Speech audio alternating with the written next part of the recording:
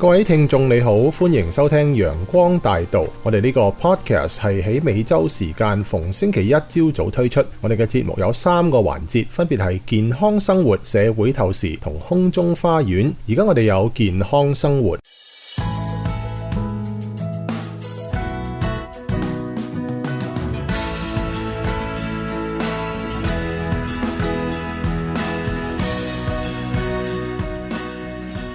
各位聽眾早晨，而家又係健康生活呢個環節。係 Peter，阿 Rosanna，早晨。早晨。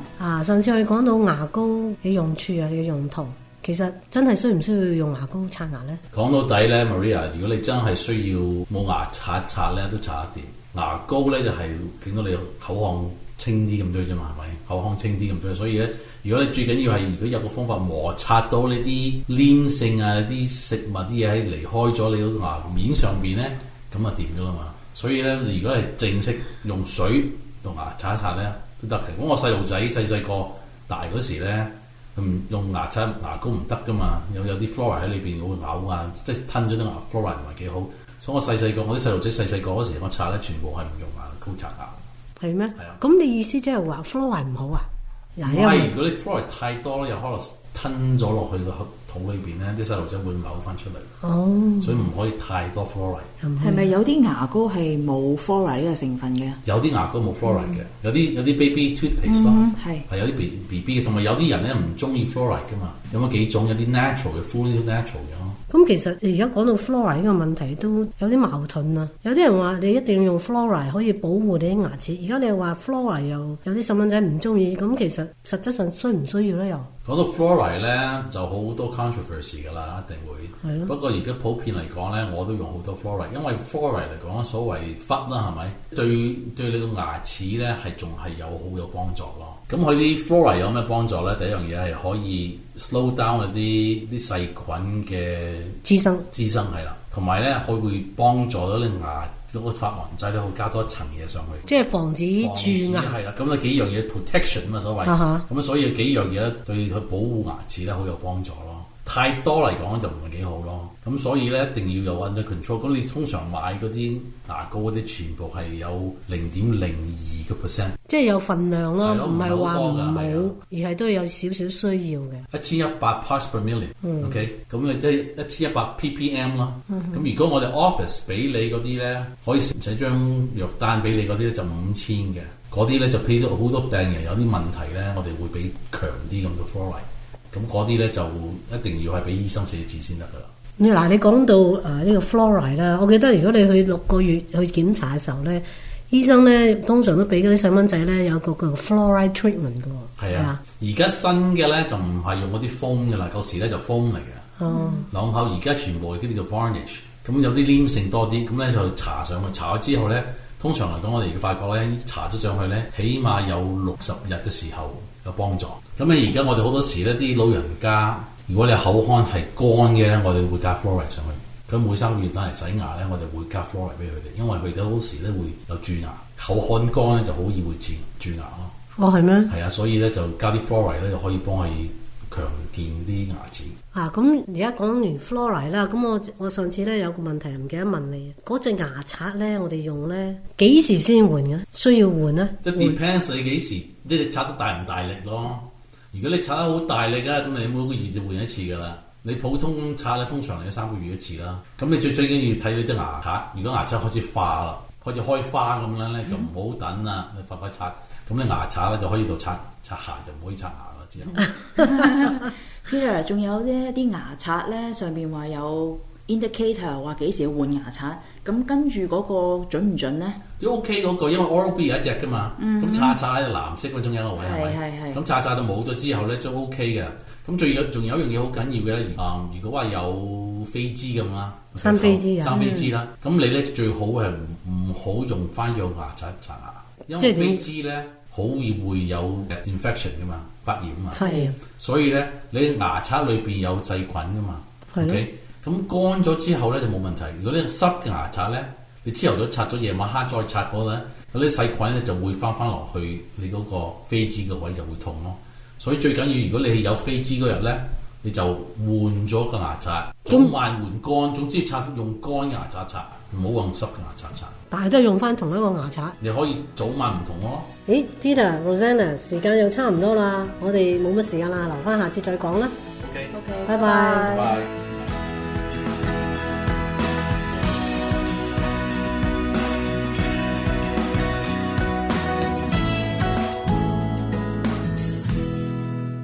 嚟到社會透視嘅時間，我係思熟。咁上次提到真正喺飛機上面工作嗰啲，佢嘅工作時數咧就淨係計飛機移動嗰個嘅時段，而呢啲時數咧一般係當作其他行業嘅雙倍嘅。而佢哋喺非計時嘅時段，其實都有嘢做㗎，例如報到，跟住咧就等乘客登機、等轉機、等下一班機，呢啲地方咧都唔計鐘嘅。咁所以咧近年有啲公司咧就推出咗半個新嘅 boarding pay， 就好似一般工時咁樣。咁當然啦，航空公司嘅其他職員，例如喺地面做嘢嘅地勤啊、行李搬運啊、其他 office 嘅員工咧，工時就同普通人一樣啦。咁上次又提到咧，空勤嘅員工工作待遇咧係同喺公司嘅年資係掛鈎嘅，所以頭幾年咧就好辛苦，就係想捱過頭幾年。咁之後咧好難會轉公司重新嚟過嘅，所以由嗰啲航線短途而有限嘅 regional airline 去轉工去大公司嘅話咧，通常都係做幾年就會走去投奔去大公司噶啦，唔會做幾廿年仲轉噶。咁做飛機師就當然咧係好多係興趣使然啦，有啲好似做醫生咁啊，喺美國咧都係自費訓練開始嘅，工作頭幾年咧都係努力還債，然後咧就好高薪啦。咁做空姐空少咧，既然頭幾年都好難做到啲長途機周遊列國噶啦，咁可以話係為咗將來啦。咁真係有啲人做到好高年資之後咧，就會選擇每個月揀啲長途機咧係要10日之內做晒嘅，咁然後咧就可以有自己嘅時間、自己嘅生活、照顧家庭，甚至做其他嘅自由職業。咁不過對新入職嘅人嚟講咧，低薪工時長，但係最吸引嘅福利咧就係飛行福利啦。北美嘅航空公司幾乎都係俾員工咧免費候補嗰啲國內甚至係長途嘅機位，總之有位剩咧就俾員工坐噶啦。呢啲叫做 non-revenue space available 嘅乘客咧，亦都可以係員工嘅家屬同埋朋友。各大公司咧都有好複雜嘅制度嘅，用個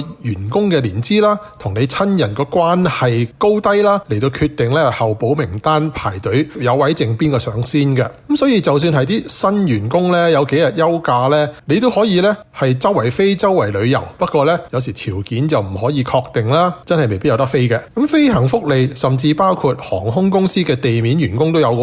我睇過新聞報道話咧，有一個喺 Utah 做呢個縣嘅檢察官，咁啊律師級嘅薪水啦，但係佢走去鹽湖城機場咧做啲 minimum wage 嘅兼職行李搬運工，一個禮拜做半日啫。原來咧就達到 Delta 嘅飛行福利嘅最低標準，咁咧就可以喺淡季嘅時候咧有位啊嘛，咁啊 weekend 帶成家人咧去歐洲玩2日翻嚟又唔使機票錢。咁另外如果係長途嘅商務艙賣唔晒嘅話咧，美國公司都唔會俾啲精英乘客咧係免費 upgrade 噶啦，短途就得啫。咁於是好多時候咧呢啲就係員工家屬咧俾幾百蚊美金咧就攝晒呢啲位，咁啊攤住坐長途啦。咁所以咧有好多人為咗呢啲福利咧係加入航空公司做機組人員嘅。咁但係咧仲有另一個生活上嘅原因咧，就係好多機組人員咧係唔使搬去公司工作嘅基地城市居住噶，或者話好多人根本住唔起大城市啦。咁於是呢啲飛行福利咧就可以俾佢哋住喺其他地方，然後咧通勤commute 去翻工，就唔使喺大城市租樓買樓啦，慳翻啲錢咧就要嚟準備旺季冇機位攝嘅時候咧就隨時買機票翻工放工，或者咧要早一日去到基地城市等翻工吓，咁就要自費住酒店啦。咁有啲資深嘅員工咧就甚至 commute 去歐洲或者亞洲添啊，一個月啲工10幾日就做晒，然後除低制服咧就坐公司嘅長途飛機翻屋企。佢哋都係有美國工作身份嘅，但係可能咧喺美國冇正式嘅住所。咁不過咧對於之前嘅飛機師同空姐嚟講咧，根本就冇咁多錢住酒店。於是咧有好多大城市機場附近咧就有好多呢啲所謂叫做 crash pad 咁嘅床位式嘅旅舍啊，俾機組人員咧係租住。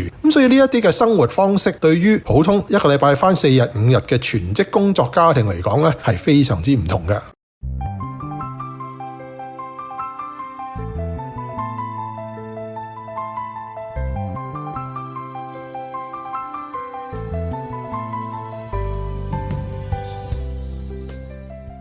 各位聽眾早晨 ，Megan 添早晨，你哋好。各位聽眾早晨 ，Megan 牧師早晨。各位聽眾早晨，大家好。聖經嘅約翰一書4章16節係咁講嘅：上帝就是愛，住在愛裏面的，就是住在上帝裏面，上帝也住在他裏面。咁樣有基督住喺心中嘅人呢，佢哋嘅生活咧必然顯示到實際嘅敬虔，佢哋嘅品格必定要成為純潔、高尚、尊貴、光榮。係啊，純正嘅道理咧，必須以公義作為協調，天上嘅訓詞與聖潔嘅行為結合。凡咧想要獲得聖潔福樂之人咧，必須要首先認識自我犧牲嘅意義。基督嘅十字架乃係忠心嘅柱石，嗰個極重無比永遠嘅榮耀，全憑咧此作為依據。耶穌基督係咁講嘅：若有人要跟從我，就當捨己，背起佢嘅十字架嚟跟從我。我哋對於同胞嘅愛所發出嘅馨香嘅氣味，足以顯明我哋愛上帝嘅心。那使我哋心靈得享安息嘅，乃係我哋喺服務上嘅忍耐。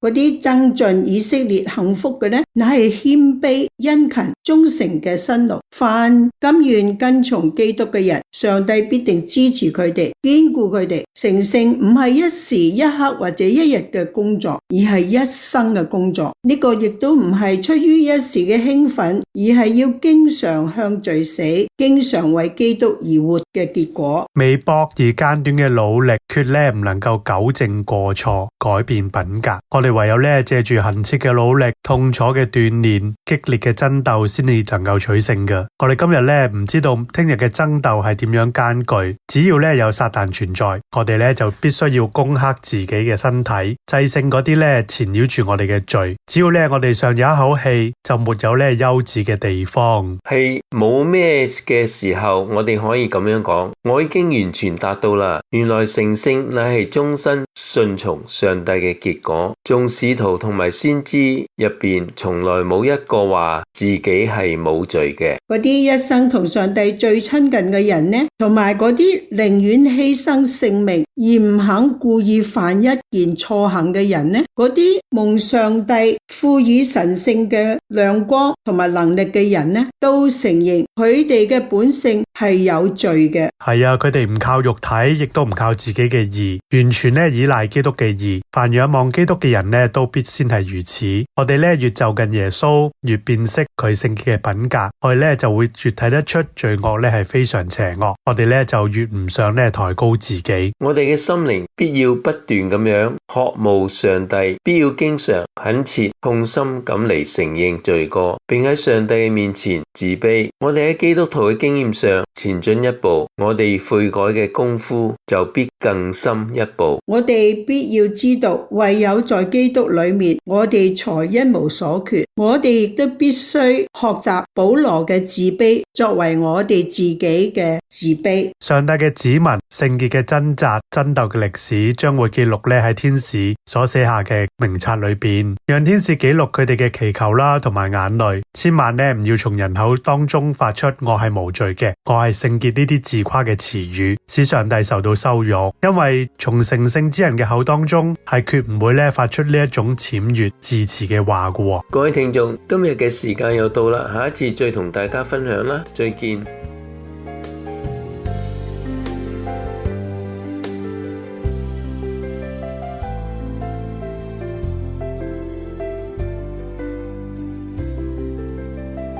陽光大道嘅 podcast 係由美國加州 Temple City 嘅基督復臨安息日會羅省粵語教會製作，可以分別喺 AWR 嘅各個管道收聽同 subscribe 訂閱，包括蘋果機嘅 podcast app、iTunes， 仲有 Google、Spotify、Amazon 等等。我哋仲會將節目上載到我哋嘅 YouTube Channel Sunshine Boulevard 陽光大道粵語 podcast， 大家可以撳 subscribe 訂閱。我哋仲設有 Facebook 專頁，你撳咗 like 即係讚，就可以每個禮拜睇到我哋最新一集節目嘅消息。呢個專頁嘅網址係 facebook.com/Sunshine Cantonese。好，我哋下次再見。